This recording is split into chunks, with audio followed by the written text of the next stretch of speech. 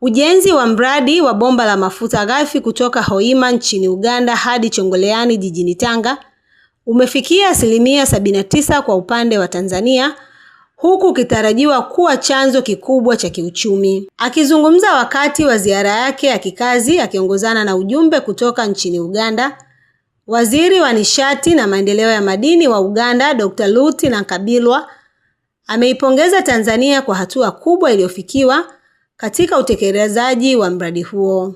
So I thank all the people. I thank the government of the Republic of Tanzania.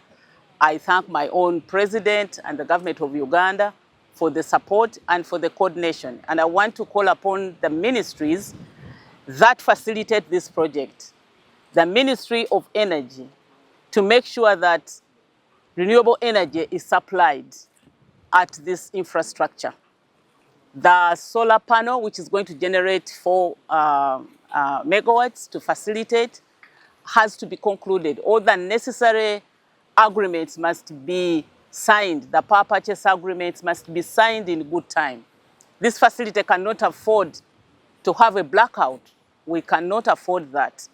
Kwa upande wake, naibu waziri wa nishati wa Tanzania Salome Makamba ameipongeza kampuni ya EACOP kwa kazi kubwa inayoendelea na kuitaka kuendelea kutoa fursa za ajira na zabuni kwa wazawa. Kubwa ambalo nataka nisisitize kwa kipindi hiki kilichobaki cha ujenzi na mpaka pale tutakapoanza uzalishaji, tuzingatie wakandarasi wazawa kwa kuwapa tenda, kwa kuwapa kazi mbalimbali. Mwisho wa siku hili ni la kwetu, lazima tunufaishe sote.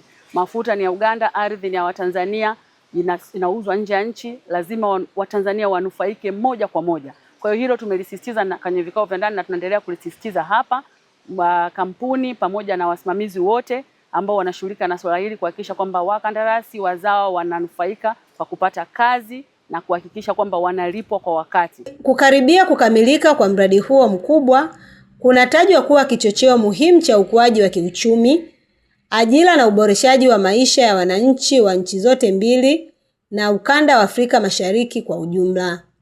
Kutoka Tanga, Raisa Said, Clouds Habari.